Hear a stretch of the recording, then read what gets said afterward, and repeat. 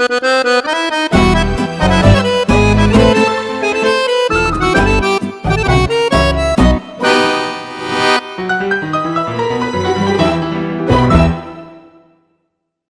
warahmatullahi wabarakatuh. Halo sahabat-sahabat semua, jumpa lagi di obrolan malam Jumat OMJ di channel Gerakan Pemuda Ansor. Halo, gimana kabar? Sahabat-sahabat sekalian, sehat ya? Semoga sehat. Ini soalnya lagi musim hujan, jadi harus banyak istirahat, harus fisiknya harus kuat, minum vitamin, jaga makan, jaga tidur ya. Jangan lupa olahraga. Asik, soalnya ada bola di depan. Nah, sahabat-sahabat sekalian, kalau sahabat melihat ya podcast kita beberapa minggu yang lalu ya, ada di sini kalau ada bola berarti kita siap-siap nih ngobrolin bola lagi nih ya. Saya ada Mas Indro juga di sini dan ada nanti tamu spesial gitu, pakai keju coklat ya. Nah, sahabat-sahabat sekalian, kita pada podcast ini lagi kita akan berbicara soal seputar bola. Kenapa? Karena ya beberapa hari terakhir ini kita lagi ya seluruh dunia, bukan hanya di Indonesia ya, berduka soal peristiwa yang terjadi di Kanjuruhan Malang, dan beberapa minggu lalu juga alhamdulillah sahabat-sahabat di Ansor tuh sangat intens Mas melakukan ya pendampingan secara psikologis ke korban dan juga laku spiritual, maksudnya bikin tahlilan. Jadi yang mendampingi tahlilan itu sahabat-sahabat Ansor di Malang gitu. Dan NU juga membuka apa istilahnya kayak center care, ya, center care buat yang membutuhkan pendampingan. Di sini pun kita lakukan tahlil secara online kemarin pada saat bersama teman-teman di Malang. Jadi alhamdulillah memang kita sangat prihatin ya dengan yang terjadi. Nah, sahabat-sahabat sekalian, di sini pasti Mas Indro udah nggak asing lagi ya. Mas Indro sebagai ketua Persatuan Supporter Timnas Indonesia, Paguyuban Supporter Timnas Indonesia, sorry. Dan di sini ada Mas Fani Riawan. Ya, Mas Fani Riawan ini kalau mau beliau ini apa? Pengamat sepak bola Bang ya sebenarnya ya. Pengamat pelaku tapi begitu. Ya, beliau ini banyak terjun ya mengurusin bola, karena di samping salah satu aktivitas keseharian beliau sebagai pengelola di Waka Football. CEO di situ. CEO di Waka Football. Ini Waka itu kayak apa Bang? Apa dia kayak SSB gitu ya? Ya, kita kan tagline-nya Beyond Football. Oh, berarti jadi apapun yang berhubungan dengan sepak bola, apapun. Sewa yang stadion, penting bola beneran ya. Iya, sewa stadion bisa gitu ya. Sewa stadion buat lapangan gitu bisa. Iya, bikin lapangan, supplier lapangan, sekolah sepak bola, franchise bola. Oh, pokoknya ekosistem sepak bola itu ada. Pemain, nanti akademi, ngirim anak-anak keluar, semua ada. Oke. Nah, terakhir kemarin dengar-dengar Bang Wani itu udah ngirim pemain dan juara gitu ya di tahun 2016 ketika saya sama dengan di Asio, waktu itu bantu Asio bahwa anak-anak kita menang di Gotia Under 15 di Eropa, di Swedia. Itu zamannya pokoknya bukan ya? Iya, Egy MVP-nya. Most valuable player-nya Egy. Oke. Jadi sahabat-sahabat ini ya capable lah kita ngobrolin ini. Tapi kita gini Bang, kita mungkin gak secara spesifik ngomongin soal tragedi apa yang terjadi di Malang, di Kanjuruhan gitu. Tapi mungkin kita akan ngobrol soal bola secara menyeluruh nih, secara global, lalu kemudian mungkin regional, lalu kemudian masuk di sepak bola nasional. Intinya bahwa kita ini mau ngobrolin, memberikan insight ke sahabat-sahabat semua dari kejadian tragedi yang menimpa kita semua ini, sebenarnya apa yang harus diperbaiki gitu loh, apa yang harus kita lakukan, apa yang harus federasi, pemerintah lakukan, dan tentunya kita sebagai masyarakat gitu yang lakukan. Saya mungkin mulai dari Mas Fandi dulu gitu. Nah, ini kan ekosistem sepak bola itu kan istilahnya kayak independen gitu lah, punya ekosistem tersendiri gitu, punya aturan sendiri, punya rezim sendiri lah istilahnya gitulah. Dari pusatnya di Zurich, di Swiss, ada di PSSI juga. Jadi dia ibaratnya kayak ya independen gitu loh. Iya. Punya mekanisme tersendiri. Ini bisa dijelaskan secara global dulu nih, Baik. Bang. Baik, terima kasih Bapak Umar. Ya, pertama-tama sebelum saya menjawab ini, saya tentunya sebagai insan sepak bola di Indonesia menghaturkan ikut berduka Iya. atas tragedi ini. Semoga ini adalah yang terakhir kali dan tidak perlu terjadi lagi. Karena sangat tidak layak apapun prestasinya jika dibandingkan dengan nyawa yang melayang. Karena ini kan sebetulnya gini, sepak bola itu apa? Gitu ya. Kalau secara sejarah, memang kalau kita cari deh sejarah sepak bola, memang sejarahnya berdarah-darah, Mas. Berdarah-darah. Sepak bola itu pernah dilarang loh, sejarahnya dulu. Karena orang main bola mati. Dulu awalnya. Iya, Jadi iya, pertandingan bola itu dulu barbar banget. Bolanya keras, orang boleh nendang, orang boleh mukul, suka-suka aja. Makanya akhirnya cabangnya pisah dua kan, ada yang main bola, ada yang jadi rugby. Oh, Saya perlu ceritakan ini dulu nih. berarti rugby itu adalah dulu part dari sepak bola itu Kira-kira ya. tahun 1800-an itu masih jadi satu. Lalu setelah itu pelan-pelan dia bergeser dan sepak bola menjadi olahraga yang dengan berjalannya waktu lebih dihargai.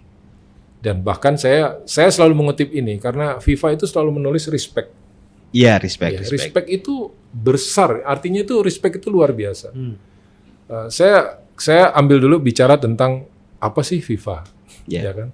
Saya mau kasih tahu nih, saya pikir teman-teman juga udah banyak bisa baca di mana-mana. Tapi tidak ada satu olahraga di dunia ini yang sekali main penontonnya setengah penduduk bumi. Ya, cuma sepak bola. Cuman sepak bola. Itulah final Piala Dunia.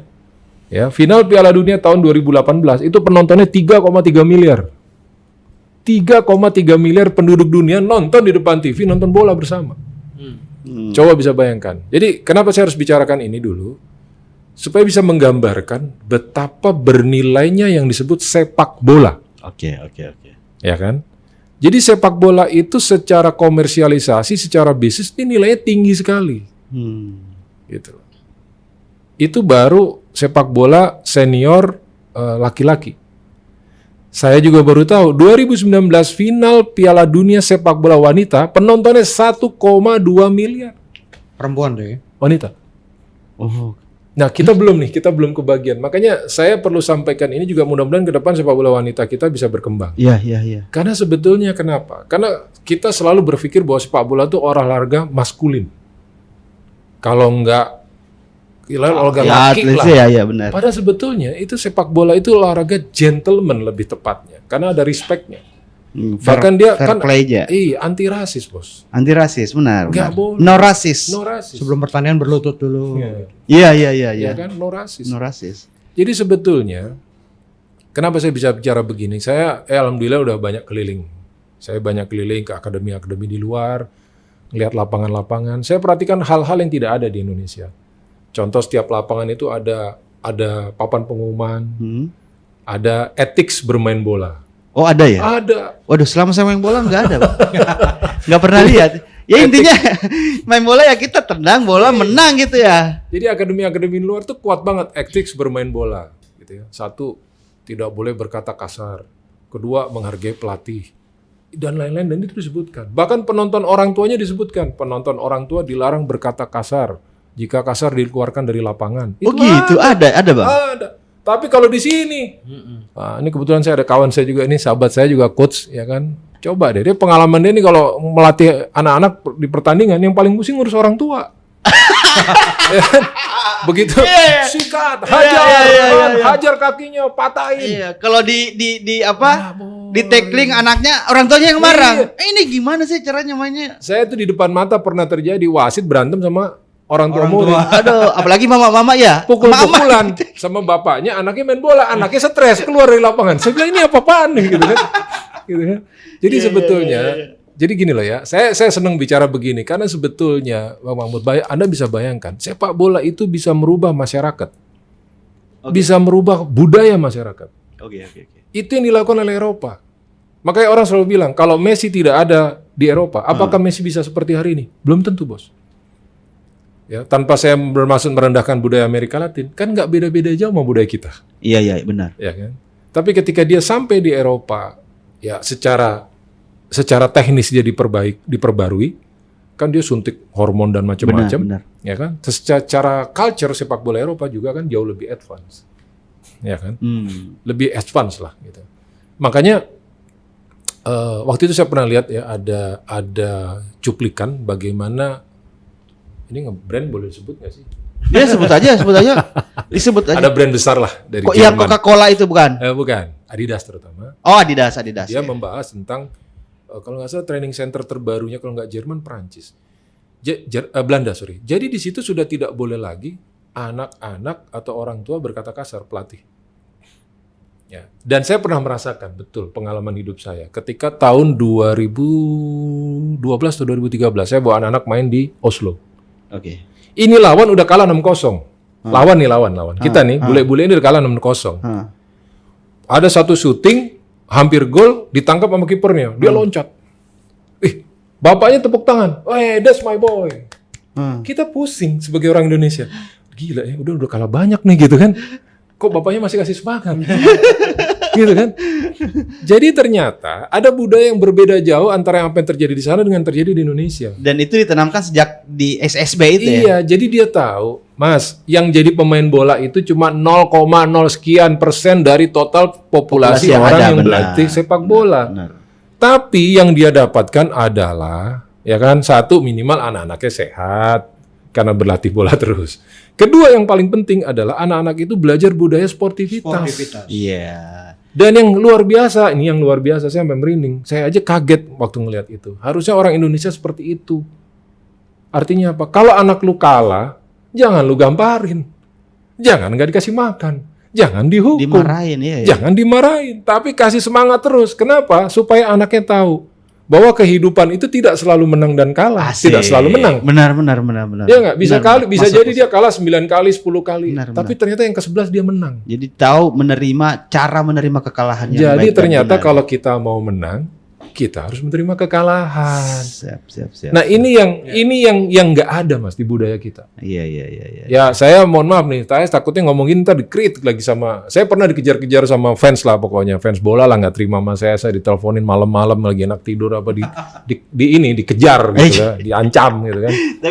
Tapi kan kayak supporter itu kan memang ini ya. Banyak ya Mas Indro kan kita tahu sendiri gitu ya. Iya. Maksudnya kayak chain-chainnya itu kan chain ini juga, Bang. Chain apa ya? Iya. Ya inilah nyinggung, provokatif, ada kadang ya yang ini deh ujaran yang kebencian. Ini deh yang agak relevan itu misalnya gini, waktu Rans kalah sama siapa gitu. Rans sama kalah sama siapa sih? Anaknya Raffi dibully. Persija. Raffi bisa. Ada aja anaknya Raffi siapa? Rafathar gitu. Dibully. Rafathar dibully gitu. Rafathar nangis lagi. Ya kan? Itu gimana tuh, Bang? Itu kan Ya itu sih sebenarnya memang terjadi di Indonesia kalau untuk supporter ya. Masalah supporter kita nggak menampik itulah, budaya sportivitas memang masih kurang. Lalu juga saya beberapa kali juga jalan sama temen yang bawa anak di mobil dengerin lagu yang isinya lagu-lagu Chan klub gitu ya. Salah satu klub lah. Nah, ini benar-benar ujaran kebencian kepada rivalnya. Anaknya masih SD gitu.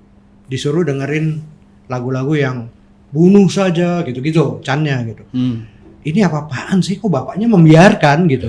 Membiarkan Chan-Chan itu didengar anak usia SD gitu. Nah, ini yang makin ketika dia beranjak dewasa kan ujaran kebencian itu nempel ya. iya pasti. Nempel dan ya benci lah sama rivalnya. Iya, Nggak cuma sekedar ini rivalitas dalam olahraga aja, enggak gitu. Akhirnya rivalitasnya dia bisa menghalalkan segala cara untuk menghadapi sang rival, ketemu misalnya di jalan ketemu fans yang lain, ini bisa terjadi tindak kekerasan, menimbulkan militansi yang salah. Iya, militansi betul. yang salah. Betul, ini yang sebenarnya memang kita sih berharap ada edukasi yang dilakukan terhadap supporter hingga ke akar rumput gitu. Nah, ini kan sebenarnya kalau kita ngelihat dari pemerintah sendiri kan sebenarnya sudah berusaha juga gitu ya. Berusaha undang-undang sistem olahraga nasional gitu, dan harusnya dibuat turunannya yang memaksa stakeholder, nggak cuma komunitas-komunitas seperti fanbase gitu ya, untuk ngelakuin edukasi. Karena nggak bisa juga sampai ke akar rumput, itu yang paling berat karena kita kan punya keterbatasan.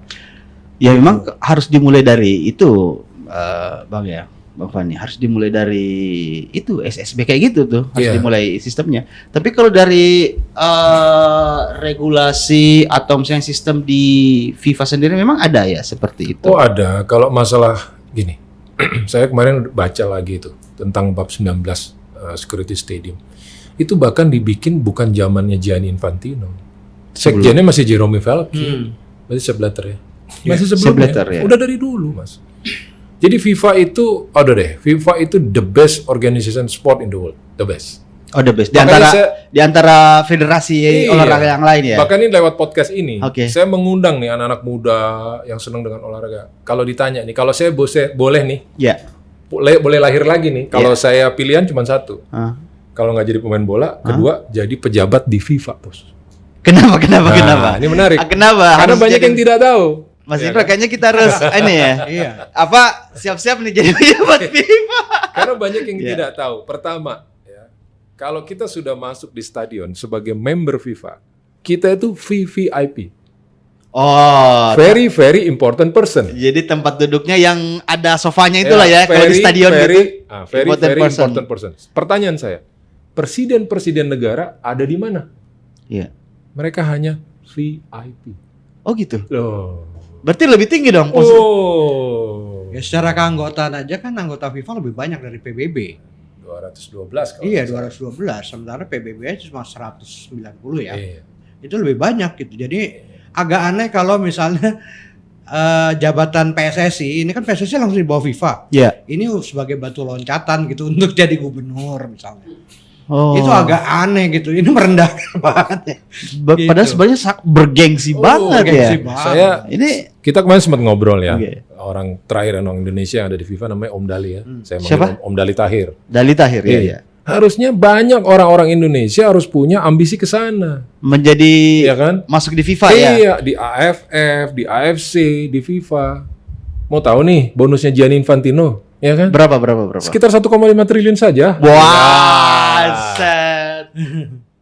Itu satu event Piala Dunia ya. Iya, itu kan gila gitu loh. 1 triliun. 1 triliun itu bonusnya luar biasa. Buka aja lah, kebuka di FIFA. Itu baru bonus itu Bang ya. Jadi artinya gini loh, FIFA itu menunjukkan bahwa kita itu organisasi yang sangat profesional gitu. Profesional dan powerful. Dan very powerful. Ya kan? Mana ada organisasi di dunia, olahraga di dunia nih ya, yang bisa membuat seluruh rakyatnya berpesta pora bersama. Cuman olahraga sepak bola dan itu FIFA dong. Ya kan? Yang milih presiden FIFA siapa? Membersnya negara-negara ini. Oh, kayak PSSI gitu. Iya, membersnya. FA. Iya. Bukan Asprof. Oke. Iya, kalau sepak bola itu sendiri kan sebenarnya bisa dipergunakan sebagai, pertama mungkin kalau untuk yang positif ini kan sebagai alat pemersatu ya. Kayak isu-isu masalah rasisme. Ini selalu bisa dikampanyekan lewat sepak bola gitu di luar negeri. Lalu juga kita lihat juga ketika Pilkada 2016-2017 di Jakarta yang begitu ancur-ancuran gitu ya. Isu-isu agama, segala. Ada Piala AFF nih, itu timnas main, semua masyarakat dukung timnas yang kaptennya Boaz Salosa. Dia kurang minoritas apa gitu, Boaz Salosa kan. Tapi masyarakat menghilangkan itu semua, mendukung timnas kita di Piala AFF. Kita seperti lupa dengan pilkada yang demikian kasarnya gitu ya. Itu bukti sebagai sepak bola itu alat pemersatu. Kalau di luar negeri juga dipergunakan tuh kampanye anti rasis, anti perang gitu ya. Waktu Rusia dan Ukraina mulai perang gitu kan, ini kan juga sepak bola mengkampanyekan itu. Tapi di sisi negatifnya bisa juga menjadi ada kejadian di Amerika Latin, 2 negara perang gara-gara sepak bola. Nah itu yang sebenarnya harusnya dihindari. Kita lebih sisi-sisi positif dari sepak bola itu yang harus dibangun, termasuk di Indonesia gitu. Nggak bisa. Iya. Berarti memang sangat itu ya, sangat powerful, termasuk itu tadi, termasuk organisasinya, federasinya. Kalau federasinya FIFA sendiri itu sangat powerful secara global gitu ya. Berarti kayak AFC bahkan PSS itu juga sangat strategis gitu loh Bang. Ya, saya kalau bicara tentang PSSI, saya sih tidak akan terjebak dalam konflik yang hari ini ya. Iya. Tapi kita bicara tentang posisi strategis. Posisi strategis bagaimana? Ya, coba bayangkan. Saya nggak perlu sebut lah namanya. Tapi pada suatu hari kita pernah makan malam dengan salah satu pejabat negara. Oke. Ya, beliau bilang begini. Fakta menunjukkan bahwa hanya 67% masyarakat Indonesia yang hafal Pancasila. Oke. Yang hafal lagu Indonesia Raya kurang lebih 62%. Anak-anak sekolah loh. Iya. Ini kan mengkhawatirkan. Nah, pertanyaannya, lewat sepak bola bisa? Bisa dong, tiap setiap minggu ada pertandingan, kaptennya gantian. Gitu kan? Iya. Yang mau jadi kapten, dapat ban kapten, nyanyi dulu Indonesia Raya yang hafal.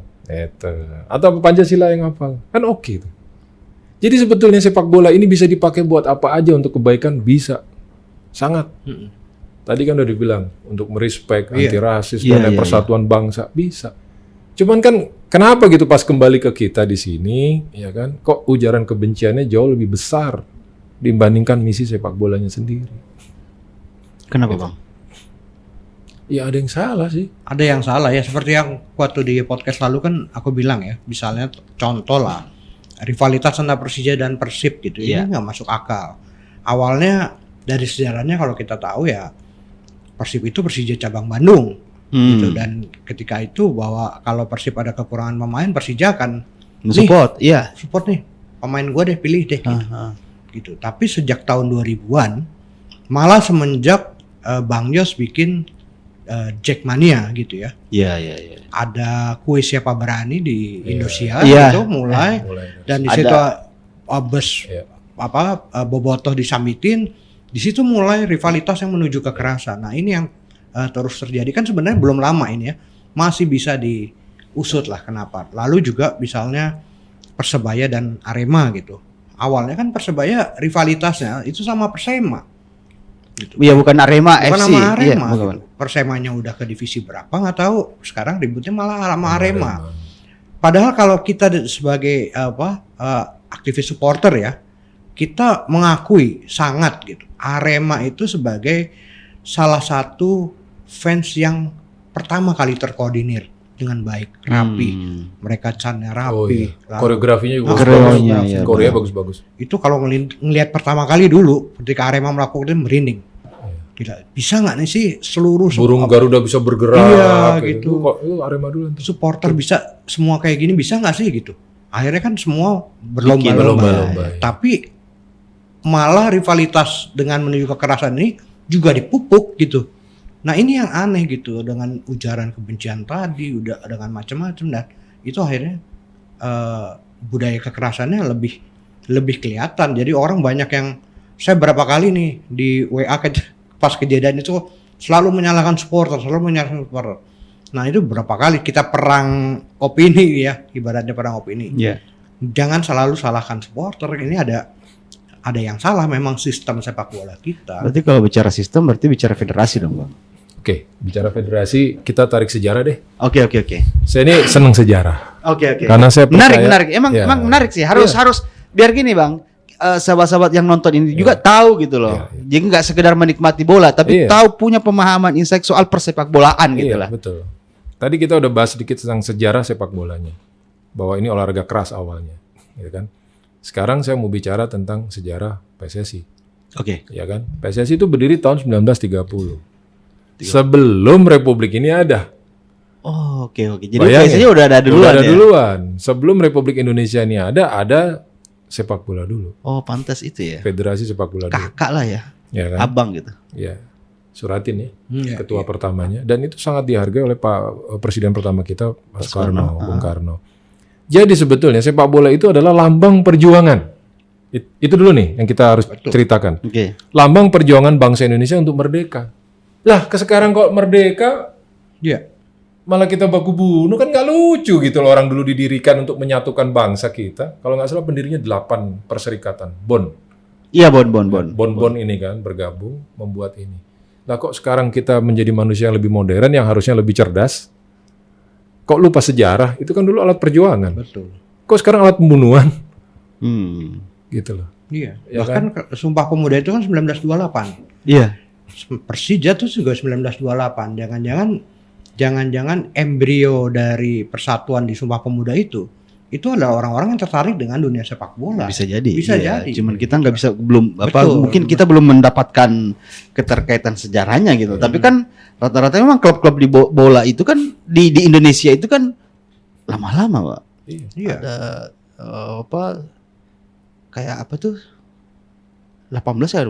Enggak 19 berapa Ya, gitu. Rata-rata Rata-rata segitu. segitu. Awal-awal Iya. 19 gitu tahun. Awal-awal 1901, iya. Iya. Dan memang istilahnya bahkan federasi kayak PSSI itu memang udah duluan lahir gitu ya.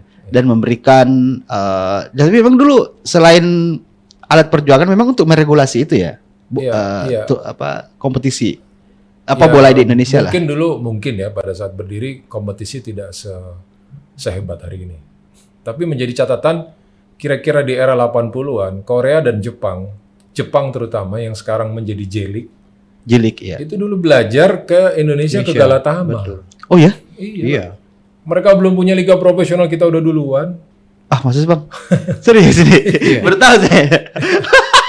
Ternyata Jepang itu belajar liga di kita ya. Saya masih ingat dulu almarhum Bang Ricky Yakob kalau cerita sama kita nih. Wah, dulu kita kalau ketemu orang Jepang, orang Korea timnas sana nunduk kepalanya sama kita. Oh gitu. Iya. Era-era 80 Korea Jepang ketemu orang Indonesia, timnas bola kita begini, nggak berani begini gitu. Saking nggak pernah menang. Iya. Itu era Galatama memang luar biasa sebenarnya. Timnas Indonesia, klub-klubnya. Makanya dulu saya fans Indonesia Muda gitu. Ya. Setelah Indonesia Mudanya Jadi bubar, Sulaiman ya? nggak tergantikan. Yang Galatama itu ya? Iya, Galatama, Indonesia Muda. Muda. Galatama. Nah, ini kan misalnya dengan momen kayak kejadian seperti ini akhirnya kan menjadi sorotan dunia nih Bang. Indonesia ini setiap pertandingan itu setiap sebelum pertandingan itu ada istilahnya itu silent 2 minute untuk sebagai penghormatan gitu ke kita dan menjadi. Tapi masalahnya sepak bola Indonesia mendunia bukan karena prestasi tapi karena tragedi gitu. Ini yang sangat disayangkan sebenarnya. Akhirnya kan bisa berimbas sampai harus misalnya kayak presiden itu nelpon presiden FIFA sendiri gitu. Memang imbasnya seperti apa sih Bang untuk sepak bola kita untuk secara global gitu? Oke, baik. Ini pertanyaan keren banget. Ini kan kebetulan saya baru pulang nih. Dari negara tetangga, dari Malaysia sama Singapura. Capek, karena setiap ketemu orang nanyanya ini aja. Oke. Your police kill the fans of football. Sampai di Borussia Dortmund ya. Iya bikin. Padahal kan kayak gitu-gitu juga kejadian sebenarnya, ya. Tapi ginilah, saya nggak mau masuk dalam polemik ini, karena kan sudah ada timnya, ada TGPF, ya silakan saja nanti hasil TGPF kan akan diumumkan, mungkin sudah diumumkan, terus nanti pelaksanaan ke depan seperti apa. Oke. Cuman yang jelas, kalau kita lihat sejarah sepak bola dalam artian casualties atau korban, itu kan yang Peru tahun 64. Iya, 64. Peru 64 yang 300. Kita sekarang 2022 Om. Ya kan? Artinya ada lompatan sejarah yang sangat jauh gitu loh, udah 40 sekian tahun. Kan masyarakatnya udah beredar juga, sekolahnya lebih benar, makannya lebih bagus. Gizinya lebih bagus. Belum peralatannya ya, Iya, belum peralatan. Gitu loh. Maksud saya, dan yang lucunya lagi adalah, saya masih ingat pada saat ketika kasus ini beredar, saya pas nonton Al Jazeera. Saya ingat Coach Justin ditelepon itu langsung, beliau lagi di Kanada, ditelepon, ditanya sama orang Al Jazeera. Coach Justin. Okay.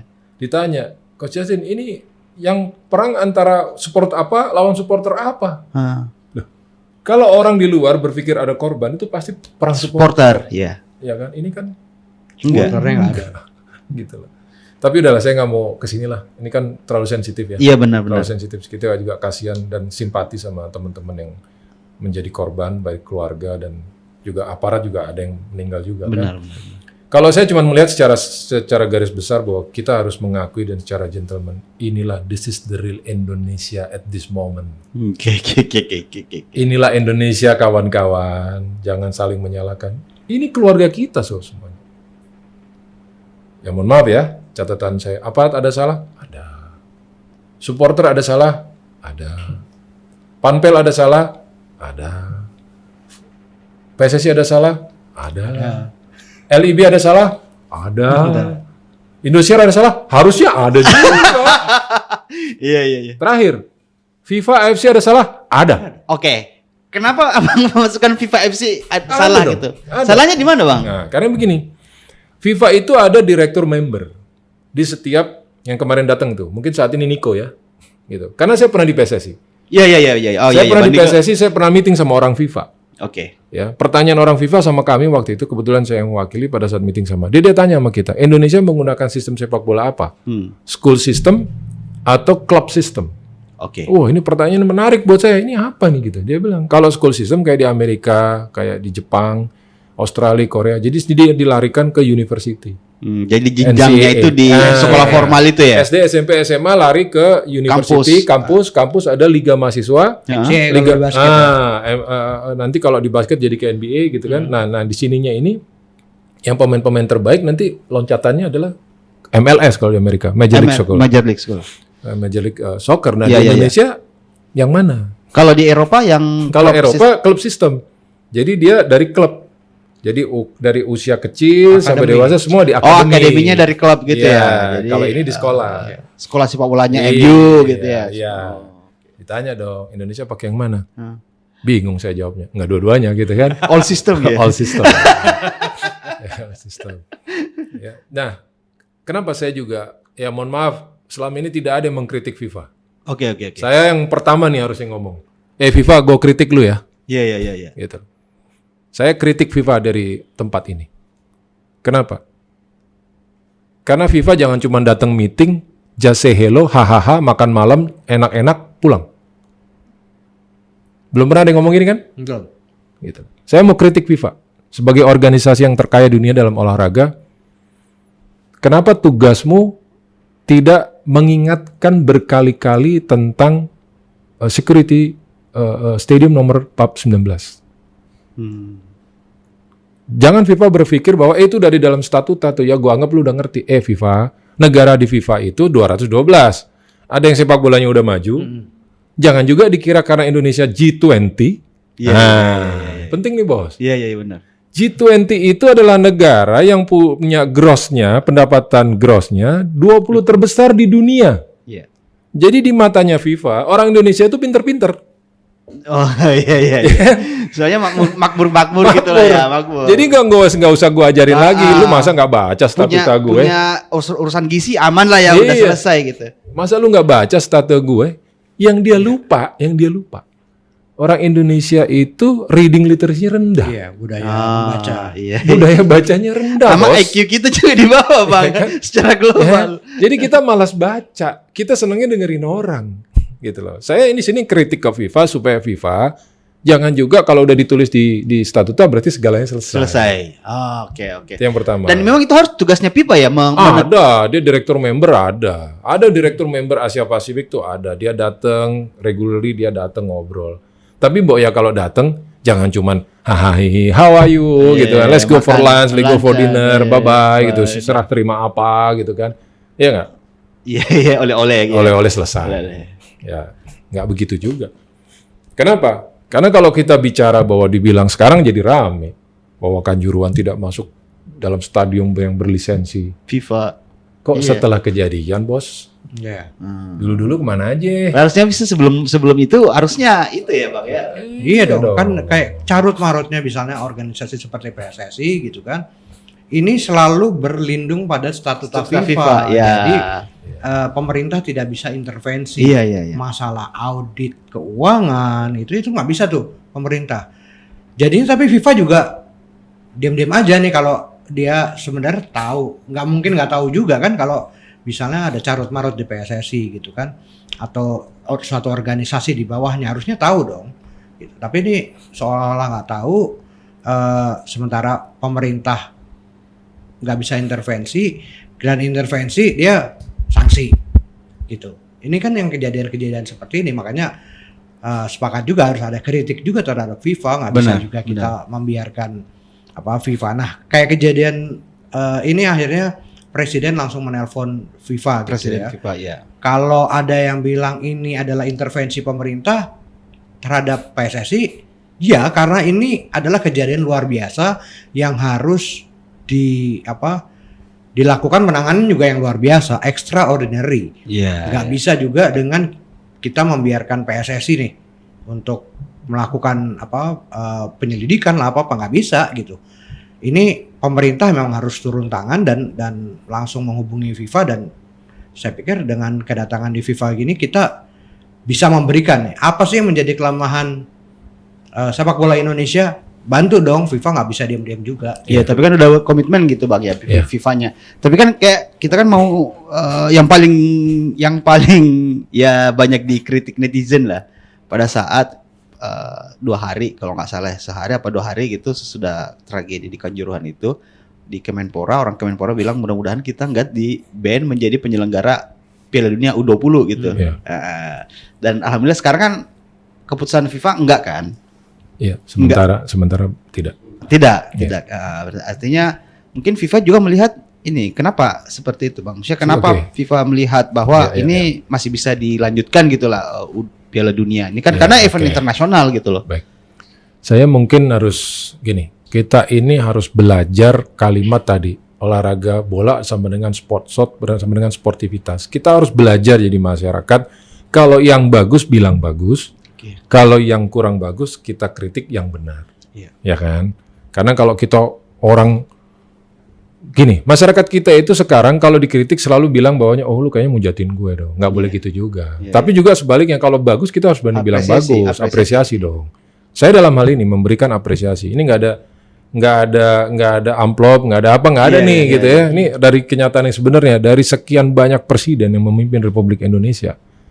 Dalam hal sepak bola loh. Oke. 2 jempol untuk Pak Jokowi. Kenapa? Karena mengeluarkan Inpres nomor 3 tahun 2019. Betul. Mana ada presiden melakukan Inpres percepatan sepak bola? Pembangunan sepak bola. Oh. Kalau saya tidak salah ada 17 atau 18 kementerian yang terkait. Dan itu baru dilakukan zaman Presiden Jokowi. Dan itu harus ini Inpres itu percepatan transformasi. Pembangunan sepak bola. Pembangunan sepak bola. Jadi kayak umpamanya berapa lapangan stadium yang harus standar FIFA. Terus berapa lapangan yang mau dibangun di setiap provinsi, lapangan-lapangan bola. Itu sudah dilakukan. Maksudnya sudah ada Inpresnya. Cuman kan yang harus dibenahi, beliau memikirin infrastruktur. Kebijakan. Ternyata ada non-infrastruktur nih, softwarenya problem. Hardware-nya lagi dibangun, ternyata ini kelewat nih. Software-nya yang mengoperasikan ini Gitu. Saya sih tidak mau mengambil kredit lah dari kejadian-kejadian yang terjadi ini gitu ya, karena buat kami sepak bola ini kan sebetulnya spektrumnya luas. Tadi saya bilang bisa dari anak-anak umur 2 tahun kayak kami di OAK Football Group, saya bisa declare mungkin salah satu organisasi yang mendidik anak sepak bola paling muda ya kita. Anak 2 tahun udah kita latihan bola, Bos. Oh, 2 tahun. Kalau mungkin dari dari bayi udah bisa lari ya kita ajarin juga kali. Gitu kan? Karena gini, karena ini bukan cuma sekedar main bola gitu kan. Itu kalau 2 tahun diajarin apa, Bang? Diajarin apa? Iya. Guling-guling di lapangan bola. Udah itu aja ajarannya. Emang bisa dilatih apa? Ada di channel YouTube saya. ada ya. Jadi kita kasih kayak apa sih, gorong-gorong, terus latihan loncat-loncat. Lo ibu-ibu bapaknya seneng dong, ya nggak? Ya kan kami di OAK Football Group concern terhadap hal itu. Kenapa? Karena gini deh, udah punya anak belum? Udah. Alhamdulillah. Oke. Sekarang gini, kalau anaknya ngerengek, ya aku mau latihan bola, bilang apa? Jangan gitu, nggak mungkin kan? Atau gara-gara dia bapaknya nonton bola, akhirnya nonton bola. Aku mau kayak dia. Iya. Latihan bola, kasih nggak? Kasih dong. Terus minta beli sepatu bola, kasih nggak? Kasih kan? Ya, dulu saya nggak dikasih, Bos, karena orang tua susah. Ya? Beli sepatu bolanya nggak dikasih, gitu kan? Kalau dulu boleh saya jadi anak gawang, dikasih sepatu bola, jangan jadi pemain bola, gitu kan? Nah, tapi poinnya adalah kalau orang tua sayang sama anaknya, pasti dia akan memasukkan anaknya ke organisasi olahraga. Pasti. Iya. Jack Ma bilang ada 3 hal loh yang nggak bisa digantikan oleh AI. Artificial intelligence ini, orang sekarang mendewa-dewakan artificial intelligence. Wah, semuanya artificial intelligence. Ada 3 yang nggak bisa diganti. 1, values. Oke. Tentang nilai-nilai kehidupan. Itu nggak bisa, robot nggak bisa, nggak ngerti. Iya. Bisa jadi ini dari agama yang kita pelajari, dari guru-guru agama yang kita belajar, itu values. Nomor 2 adalah art, Iya. seni.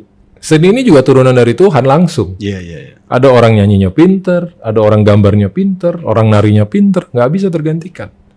Dan nomor 3 adalah sport. Ini juga tidak bisa tergantikan. Iya. Meskipun ada PS makin canggih gitu. Nggak Bang, ada ya. PS sih PS gitu kan. PS kan nggak bikin sehat, Jempol doang yang PS sih sehat. PS gitu kan. malah begadang terus. Tapi 3 hal ini tidak akan tergantikan. Amik kiamat nanti ini tidak akan tergantikan karena ini udah hak prerogatif. Given lah, given dari Tuhan ya. Dari Tuhan. Makanya kita ada di unsur terakhir, olahraga. Dan olahraga ini kan bisa menyelesaikan banyak hal. Ya enggak? Ada 2 spektrumnya. 1 badannya sehat, kedua adalah mentalnya. Makanya kami di OAK ini mengajarkan kalau dia main bola, dia jatuh nih temennya, terus diberdiriin. Ya kan? Iya. Kalau pertandingan kasih dong kartu hijau. Artinya apa? Lu belajar bersikap sportif. Jadi bukan hanya merah, kuning gitu Ada ya? hijau. Ada hijau. Sesuai dengan warna pelangi, merah, kuning, hijau. Iya, merah, kuning, hijau. Sama lampu merah. Apa? Jadi harus ada penghargaan bahwa dia belajar menghargai. Sportif gitu kan. Seperti cerita tadi. Oh, itu anak gue tuh, walaupun udah kalah 6-0. Tapi yang orang tuanya hargai bukan kekalahan atau kemenangan. Tapi yang orang tuanya hargai adalah ternyata ketika anak gue dalam kondisi susah, saya harus mengajarkan dia, ayo semangat, tetap hidup, jangan mau kalah. Contoh, ini kisah hidup yang perlu kita pelajari. Oke. James Vardy, pemain Inggris kalau nggak salah saya lupa tuh tahun berapa dia menjadi top skor Liga Inggris. Leicester juara. Leicester, iya. Dia pemain dari divisi 7. Dia baru masuk Liga Inggris kalau nggak salah usia 27, Premier League. Ya kan? Tapi dia bisa menjadi top skor. Divisi 7.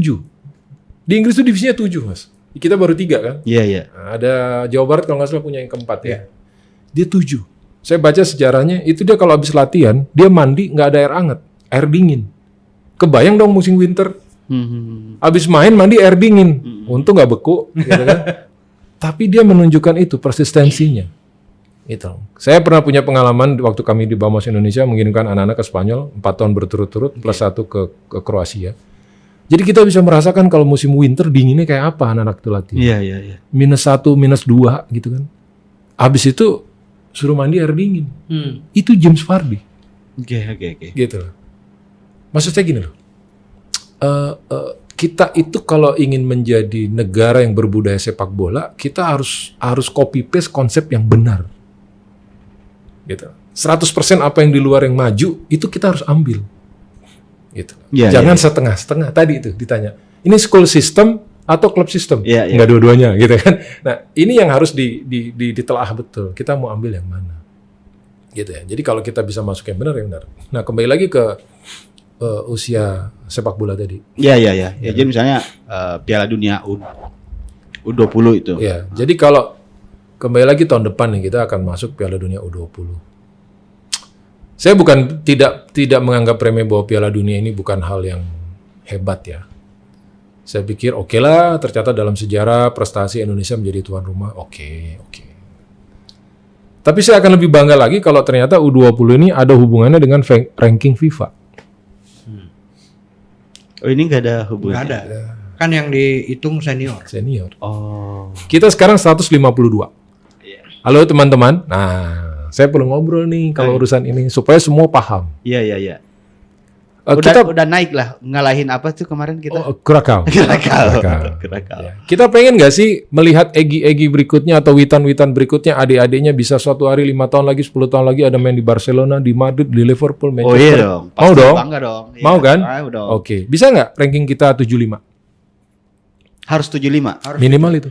Kalau di Liga Inggris apalagi lebih ketat lagi. Iya. Bisa nggak? Nah sekarang kita 152 nih. Mau ke ranking 75 gimana caranya? kita butuh kurang lebih 400 poin. Nah, bagaimana menerjemahkan 400 poin? Ya sering-seringlah bermain lawan Kurakau yang seperti ini, yang rankingnya di atas. Dan sering-seringlah kita menang. Karena satu kali pertandingan, kalau kita menang lawan Kurakau, kemarin 2 kali game bisa 14-15 poin. Oh gitu. Berarti harus lawan Korea dong kita ini. Iya. Apa Qatar gitu. Kalau kalah ya percuma. Gini, saya tadi sempat menyinggung G20. Iya, iya, iya. Kita sempat nyinggung ranking FIFA. Iya. Indonesia 20 top di dunia. Bicara pendapatan gross. Terus. Ini 20 nih, 20 negara top di dunia nih. Ya kan, di sini nih. Kok sepak bolanya di sini 152? Ya, ini kalau dibuka nih, Palestina ada di mana? Di atas kita. Afghanistan, Suriah, Yemen, ya kan? Kurakau, ya kan? Ya oke lah, Filipina gitu kan? Filipina negara yang bukan budaya sepak Bukan bola. budaya sepak bola. Basket di Lebih sana. basket. Tapi dia di atas kita ya. Iya. Secara Saya- peringkat. Enggak, kalau kayak Jepang, Korea itu dia di 7, Waduh, di bawah Jepang di bawah 100. 30, Udah Jepang ketinggalan. 31. Jepang kalau nggak salah udah 31. Udah tuh top 50 lah, udah top lah. Makanya kalau kita keluar nih ya, waktu itu saya tahun berapa nonton derby Serbia, itu pemain Jepang ada di 2 tim, ada yang di Red Star ada, yang di Partizan juga ada. Gitu. Oh, berarti memang ini ya. Jadi kalau kita kerja distribusi keras, distribusi pemain itu menjadi penting juga berarti. Jadi kalau Iya. kita kerja keras, timnasnya bagus, maka ujung-ujungnya adalah ekspor pemain. Betul. Itu yang terjadi sama Spanyol. Spanyol sejak juara Piala Dunia berhasil tergantikan. Gitu. Jadi Jumlah ekspor pemain dan pelatih. Jadi kayak gini Mas, kalau misalnya di Liga Inggris gitu misalnya. Dia mensyaratkan pemain-pemain yang boleh main di Liga 1, Liga utama, Iya, Premier League lah ya. Premier League. Itu di negaranya di 70 besar FIFA. Oh. Jadi kayak Son itu kan karena Korea berada Di urutan Di- 30 gitu ya. Iya. Son si dia bisa main di Tottenham Hotspur gitu. Elkan Bagot kalau dia ikut Indonesia, dia untung masih di divisi 4 nih. Oh, dia divisi 4 bukan divisi 2. Divisi 4 Ipswich Town. Town. Ini divisi 4. Tapi kalau Ipswich Town yang masuk ke Liga Premier, Elkan Bagot nggak bisa nih masuk di. Oh gitu ya. Nggak Ada bisa. aturannya kayak Ada gitu. aturan jelas. Nah ini yang tadi Mas Fani jelaskan. Bisa nggak kita masuk ke 75 besar FIFA gitu? Oh, kirain tuh saya tuh ini Mas, asumsi awalnya tuh kirain tuh kayak peringkat-peringkat ini di FIFA itu ya sekedar peringkat doang gitu loh. Enggak. Jadi tiap liga punya aturan sendiri. Berapa di peringkat FIFA berapa negara lo? Oh, jadi kayak Jadi dia bisa sekarang main. misalnya termasuk kayak Korea punya aturan kayak gitu. Korea enggak. Korea masih bisa menerima kayaknya kalau Asnawi Tapi kan di Liga Liga dua. 2-nya Liga 2 Korea. kalau Liga dia 2. bisa masuk ini masih jadi kita masih terbatas ke negara-negara yang tidak memiliki aturan seperti Premier League, Liga Spanyol itu masih bisa kayak misalnya di Liga Polandia ya masih bisa. Iya, Polandia. Terus Liga Serbia masih bisa. Slovakia. Slovakia masih bisa gitu. Oh. Tapi gini, kembali ke pertanyaan Mas yang kenapa FIFA tidak memberikan sanksi kalau menurut saya? Iya. Walaupun kita di peringkat 152, Ah, tapi potensi sepak bola menurut FIFA kayaknya Indonesia ini potensi yang besar. Kiblat. Nah, ini Kiblat. nih. Kalau di survei 70% penduduk Indonesia menyukai sepak bola. Ini adalah potensi yang FIFA lihat gitu. 70% kita cuma di bawah Nigeria yang 83%. Tapi jumlah penduduk kita kan jauh lebih banyak Iya. dari Nigeria gitu Iya, kan. iya, iya. Jadinya FIFA melihat itu. Terus juga kembali ke pelaksanaan Piala Dunia U20. Gak mudah juga FIFA kalau misalnya dia memberi punishment ke kita, menggantinya dengan Negara lain. negara lain sebagai tuan rumah. Gak gampang. Belum tentu ada negara yang wah nih dengan persiapan cuma setahun siap nggak sih ngadain. Udah gitu nih bukan senior loh. U20. Kalau senior mungkin rebut-rebutan ya. Iya, iya. Gitu untuk jadi tuan rumah lebih rebut-rebutan gitu. Tapi ini bukan senior, negara lain belum tentu juga. Benar. mau. Nah, ini mungkin yang menjadi pertimbangan FIFA. Mungkin Mas Fahmi Ya. lebih tahu ya. Ini saya Iya. menarik. Terlepas Indonesia sebagai pasar bola gitu. Nah, jadi begini, saya masih ingat 2016 Indonesia masuk final Piala AFF setelah di-ban. Orang terkaget-kaget. Saya masih ingat malam itu diumumkan, besok malam final ya, Indonesia ketemu Thailand akan menjadi sejarah di AFF. Suzuki Cup, Oke, ya kan. Suzuki. 2016 Desember kalau nggak salah Iya. gitu ya. Itu zamannya Pak Edi baru menang. Ah. Ya, itu akan zamannya siapa ya angkatannya itu ya? Siapa? Hadining itu bukan sih? oh enggak, ini senior. Tim Oh senior. Senior Tim yang senior. AFF itu. Mana hati, Manahela Stusen. ya, Ya. Pak Rudin. Dia bilang termasuk Boa Salosa, ya kan. Terus dia bilang ini akan menjadi sejarah besar karena memecahkan rekor. Oke. Iya, memecahkan rekor lah. Ya kan. Penduduk Asia mungkin 700. Orang Indonesia berapa? Ya penontonnya masih Indonesia banyak gitu kan. Nah, ya kan. Jadi saya ketawa-ketawa aja, saya bilang bisa aja loh gitu kan. Padahal kan yang nonton orang Indonesia yang banyak gitu kan. Karena kita pasarnya besar, ya kan. Nah, jadi benar seperti Mas Indro katakan tadi bahwa Indonesia itu di dalam struktur sepak bola FIFA-nya dilihat sebagai pasarnya. Bukan dilihat sebagai playernya gitu ya. Player untuk mencetak keberhasilannya ini yang perlu menjadi PR. Karena di Liga Asia pun kita ranking 28. Di se-Asia. Ranking 28 loh. Kita tidak tahun ini kita nggak punya tim yang juara langsung ke Champion Asia, tapi baru AFC. Iya benar. Second grade loh. Malaysia udah Ya, 2 kalau nggak salah klubnya tuh. Saya baru datang dari Lion City Training Center kemarin 2 hari yang lalu. Kaget saya. Lion City Lion City Singapura. Singapura. Oke. Tim cuma 8 di liga sana.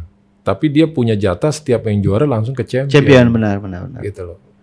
Wah, saya bilang 8, kita kan 18 gitu kan. Tapi memang saya juga kaget dia punya infrastruktur, waduh top banget deh. 10 juta Singapura dolar didelegasikan untuk bisa bikin itu gitu loh. Saya bilang, aduh. Dia tanya sama saya, di Indonesia ada nggak ya klub? Di Indonesia ada nggak punya klub seperti ini training center? Saya diam. Yang mana ya? Berarti kalau di Malaysia itu kayak JDT ya? JDT, Johor. Lion City seperti Darul Tasim. JDT. Mudah-mudahan suatu hari tim Liga 1 kita ada yang punya nih yang sangat komprehensif ini seperti itu. Oke, saya balik dulu ke masalah yang tadi FIFA U20 ya. Iya. Mungkin banyak yang nggak ngeh bahwa tahun 2026 itu Piala Dunia akan dilakukan di Amerika, Kanada dan Meksiko. 2026 ya. Ya, kira-kira. Kalau tahun ini kan 2022. Iya. Jadi Piala Dunia 4 tahun Qatar lagi. ya. Oke. Yang menarik adalah ada 8 slot Asia. Di 2026 itu. Nah, sekarang kan cuma 6 ya. 6. Sekarang cuma 6. Berarti tambah termasuk 2. Qatar, ya kan? Oh, slot Asia nih ya. Ya. Oke. Nah, nanti tahun 2026 itu jadi 8. Slot Asia. Langsung dong keluar berita. Wah, Indonesia berterima kasih kepada FIFA karena Asia dapat 8 slot. Karena Artinya chance kita lebih besar. Oke. Betul nggak? Iya. Kan nambah slot. Iya. Oke. Asia ya. Tanpa bermaksud merendahkan gitu kan. Asia itu kan termasuk negara jan itu loh. Iya. Asia tapi bule gitu kan. Itu kan juga jago-jago mainnya gitu kan. Terlepas dari ada Asia Timur ya kan, Timur Tengah, Asia gitu Barat, kan, iya, Asia Barat gitu. Pecahan Soviet ya. Nah, ya terlepas dari masalah kita sedang berberes hari ini, tapi saya ingin sampaikan bahwa bagaimana FIFA juga selalu look forward, melihat masa depan. Dan itu ada di Ya kan? Bagaimana FIFA bisa memantau peta dunia, Oke. peta pasar dunia. Iya. Sehingga dia bisa memberikan slot Asia Lebih 8 banyak. di 2026. Dan yang luar biasa adalah di 2030. Ya kan? Piala Dunia 2030. Itu belum diputuskan. Belum diputuskan. Tapi ada gaung-gaung dan selentingan-selentingan di mana-mana yang menyatakan kenapa nggak ASEAN saja? Oke, ini menarik nih. Ya kan? Kenapa nggak ASEAN saja? Ada Singapura, Malaysia, Indonesia, Thailand, Vietnam. Contoh gitu kan. Jangan sampai nih suatu hari terjadi nih Piala Dunia di ASEAN. Indonesia dilewat, Bos. Piala Dunia cuma di Singapura, Malaysia, Thailand gitu ya. Itu nggak bener itu. Tapi pasarnya Indonesia. Pasarnya Indonesia gitu Yang kan. kalau digabung 3 ini kan lebih banyak Indonesia. Mungkin itu juga pertimbangan FIFA gitu ya, tetap mengadakan Piala Dunia U20 di Indonesia gitu ya, karena dia juga melihat gitu. Dari banyak negara cuma di Indonesia yang di tingkat junior ini penontonnya full. Ya kemarin U17 itu ya. Bahkan kalau ada pertandingan U12 itu juga tetap full. Timnasnya gitu. Nah, ini yang mungkin FIFA berharap juga bahwa selama ini kan kalau U20 penontonnya nggak sebanyak yang senior pasti gitu ya, dimanapun diadakan. Nah dia pengen ngeliat di Indonesia bagaimana nih. Kalau misalnya Gitu, antusiasme nanti ya, misalnya di tahun depan di Piala Dunia U20 nih, kita udah berhasil gitulah menyelenggarakan Piala Dunia itu dan antusiasme tinggi.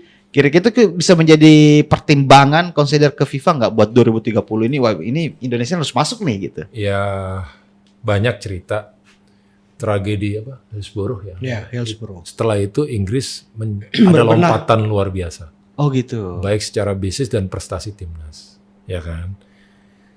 Ya semoga ya kita harus tetap. Menurut saya ini kejadian tragedi Kanjuruhan mohon tidak hanya dilupakan begitu saja. Harusnya setiap tahun saya titip ke Mas Indro dan teman-teman semua dicatat tanggalnya dan dijadikan hari berkabung sepak bola nasional setiap tahun. Iya. Supaya menjadi referensi, Ada refleksi, pemantik refleksi gitu ya. Ada refleksi. yang bisa menjadi kewaspadaan kita semua. Refleksi Benar. kepada kita semua bahwa kita pernah ada kejadian tidak baik seperti ini. Mudah-mudahan dari sinilah ada lompatan, gitu kan? Lompatan prestasi, lompatan bisnis yang bagus, lompatan organisasi yang lebih rapi, ya semuanya lah, semuanya. Karena ya kembali lagi lah, kita negara G20. Ya sih. Ya kan? Iya, apalagi kita istilahnya presidensial. Iya. Presidensi G20 kan Iya, sekarang. ini negara di Bali. Keren. Makanya pelatih juga jangan ikut-ikutan politik bolanya. Aduh. Fokus aja, fokus. Iya. Jadi ngelatih timnas.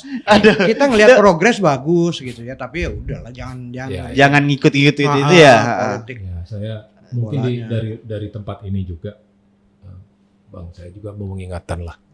Ini penting gitu ya, karena kebetulan saya tidak terkenal langsung, ya kan? Tapi kan biar bagaimanapun, kami ini kan bahasanya bahasa bola, Betul. itu keluarga bola. Ya, kenapa Gianni Infantino tuh begitu concern terhadap kejadian ini? Karena Gianni cerita, waktu dia kecil suka dibawa sama orang tuanya ke lapangan bola, Oke. nonton sepak bola. Kenapa sahabat kita Valentino Jebret sampai akhirnya memutuskan mengundurkan diri? Iya. Karena dia cerita. Di Kebutuhan dia punya podcast kan, dia bilang, saya mengencourage orang untuk bolak-balik datang ke lapangan bola, Ke bawa stadion, anaknya. Iya. Lah saya pernah ngalamin, saya bawa anak ke lapangan bola waktu umur stadion GBK. Habis itu pulang, masa mungkin 100 ribuan, waktu itu kan luar biasa sebelum direnovasi kan. Pintu ditutup, sampai saya naikin ke atas, keluarin ke sana, baru pintunya dijebol rame-rame gitu kan. Nah, sebetulnya ini jadi refleksi buat semua. Ya, karena sebetulnya sepak bola itu olahraga yang membahagiakan. Iya. Orang bisa datang, Menyenangkan. hiburan keluarga, Iya, hiburan. rame-rame datang. Saya masih ingat waktu nonton di Old Trafford, kakek, nenek, bapak, Cucu. ibu, cucu, Ada semua. ada semua gitu. Ini kan lebih keren dari nonton bioskop, Bos. Benar. Kalau bioskop kan cut paste, ya, istilahnya gitu kan. Ya kan, hasilnya film kan rangkaian. Ini live loh. Kita lihat orang bermain langsung. Ya kan? Orang main sepak bola langsung. Harusnya apa? Tiketnya lebih mahal dari cuma sekedar nonton bioskop. Betul dong? Benar. Harusnya begitu. Benar. Waduh. Ini kalau kita ngobrol Wah, terus ini waduh panjang. banyak banget ini. Panjang. Bang Fani, Mas 1 Indro hari 7 ini. malam. Tapi kan kita tadi banyak diceritakan oleh Bang Fani, Mas Indro bahwa ya mudah-mudahan ya pasca apa yang kita alami tragedi ini bisa menjadi pemantik. Betul. Bisa pemantik untuk semua Ya. insan sepak bola, mau itu supporter, mau itu federasi, mau itu liga, operator dan sebagainya, itu bisa menjadi. Kayaknya menarik tuh tadi Bang, itu soal gimana kita menjadikan tanggal tragedi itu sebagai momen yang harus kita terus ingat gitu. Harus ada di memori masyarakat Indonesia gitu. Biar kita bisa lebih waspada ke depannya dan menjadi pelajaran supaya inilah yang terakhir kalinya terjadi gitu di Indonesia maupun di dunia. Kira itu aja. Makasih Oke. banyak Terima kasih Mas Indro, Bang Fani, makasih Saya banyak. titip satu kata. Apa tuh? Silakan. Titip satu kata. Boleh nggak bolanya saya lihat? Boleh. Ya, teman-teman semua, sepak bola ini melambangkan kesempurnaan. Iya, gimana? Ini kan bulat. Tidak ada kotak. Ya kan? Oke. Bahkan ada beberapa orang percaya nanti kalau di surga permainan yang masih ada namanya sepak bola. Waduh. Nah, kesempurnaan ini kan terjadi karena proses. Ya, saya bukan orang fisika, tapi tanya dia sama orang fisika. Bagaimana mengukur suatu bola bisa menjadi bulat seperti ini? Benar. It's a process. Gitu. Nah, berharap sekali bahwa teman-teman juga semua, baik penggemar sepak bola, pemain bola, supporter bola, pelaku industri bola, organisasi bola, kita terus sama-sama terus bergerak, terus bergelinding, Iya. mau dikritik, Oke. ya kan? Jangan kritik itu dianggap sebagai serangan, gitu kan? Jangan lepas lempar-lempar. Jangan lempar-lempar tanggung Tanggung jawab. jawab. Karena di olahraga bola ini mengajarkan sportivitas. Sportivitas, benar. Gitu, sportivitas segalanya. Kenapa? Sportif itu bukan berarti cuma sekedar menang loh. Yang kalah menghargai yang menang menghargai yang kalah. Iya. Nah, ini sebetulnya lambang yang harus kita pelajari bersama. Jangan cuma kalau menang jadi seenaknya, kalah terus marah, ngerusak. Oke, benar. Karena Ya. ini simbolnya sebagai Kan udah kayak bola dunia kan perputaran. Iya, benar. Connecting each other gitu. Iya, ya yes. kan? Connecting each other. Correct. Ini menarik juga nih Bang.